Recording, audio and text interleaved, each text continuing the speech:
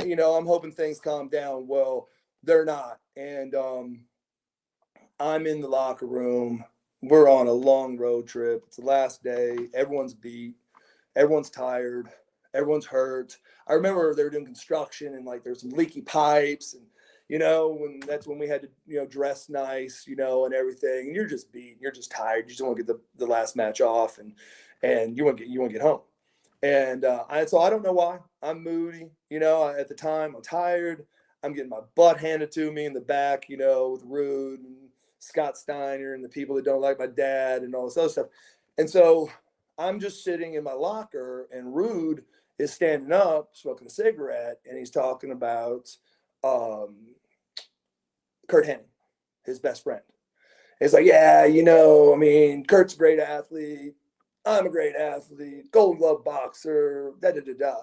He goes, but I'm just here to tell you guys, a boxer will beat a wrestler every day. And as soon as he said that, my ears turned red. I was so mad, because that just goes. It's just I don't want to hear it, right? I don't want to hear it. That was before UFC. Yeah, that's before UFC, right? And so I'm just sitting there. I'm going, okay. So I don't say anything. And he's like, yeah, we've done this several times, and we do this thing where I get on my all fours and he gets on top and he can't hold me down. I escape, And then when he said that, my bullshit meter went through the roof. And I don't know why I said it. I shouldn't have said it. And I just said, like, I had Tourette's. I go, well, then Kurt Hennig is a pussy.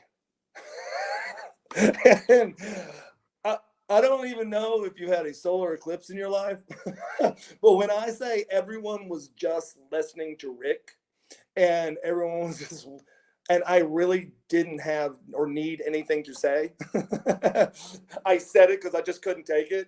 And oh my, he got so, you're talking about my best friend. I'm thinking, you're talking about your best friend, And I said, well, I got to be honest with you.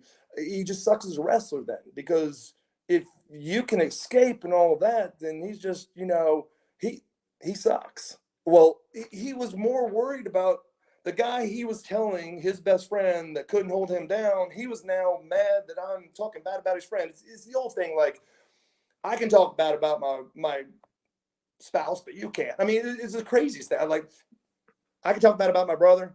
If you say something, I'm gonna knock you out. Well, now he is now in my face. I'm in the locker room, and I'm already thinking, okay, I got dress shoes on, slacks, my back's to the wall, which is okay.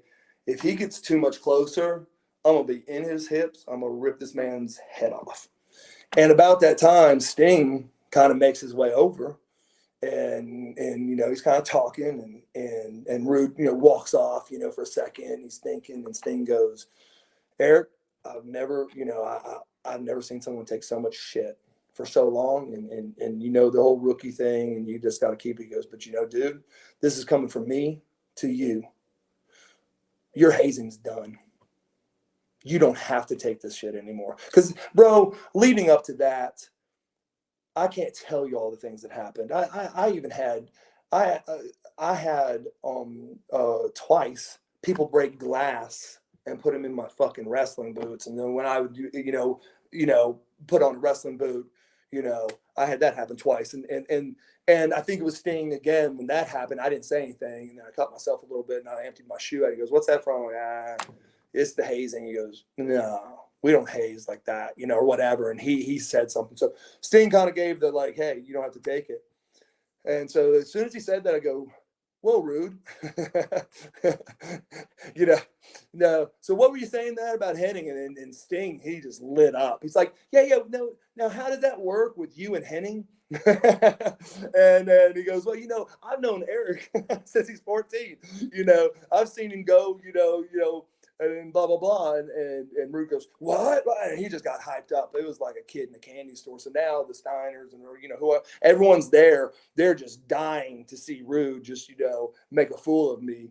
And to make a long story short, the first time he got on all fours, and Sting goes, okay, I'm gonna move my hand up and you guys go. And he moves his hand up, and I just I crack his elbow in and face plant him and roll him on his back in about 1.5 seconds. And he just starts going, hold on. I'm holding him, and I let him go, and I back up like that, because again, it's not that difficult. And not because of rude, it's just if you don't know how to wrestle, you just don't know how to wrestle. So that, whatever. So he, I thought you were gonna say 1, 2, 3, and Sting goes, oh no, you want me to say 1, 2, 3? Let's do it again. So he goes 1, 2, 3, and I just plant him. Yeah. And a matter of fact, that time what I did is I planted him, and then I moved forward like a freestyle, and I did a front face lock and rolled him like 3 times, because in freestyle you get those back exposure points 2 or 3 times, and then choked him a little bit, and he's like, yeah, let's do it again. And so I said, dude, we can do this all day long. And so he got on all fours while I went freestyle and put my hands on his back and stood there. He goes, well, what are you doing? I go, well, you're such a stud. I go, I'm gonna go freestyle on this neutral position, not collegiate. So let's do freestyle. He goes, oh, I'll grab your feet, I'll jump up. I'm just saying that I can escape. I go, I understand. This should be very easy for you, which I shouldn't have done, because it's just taking advantage of someone that doesn't understand.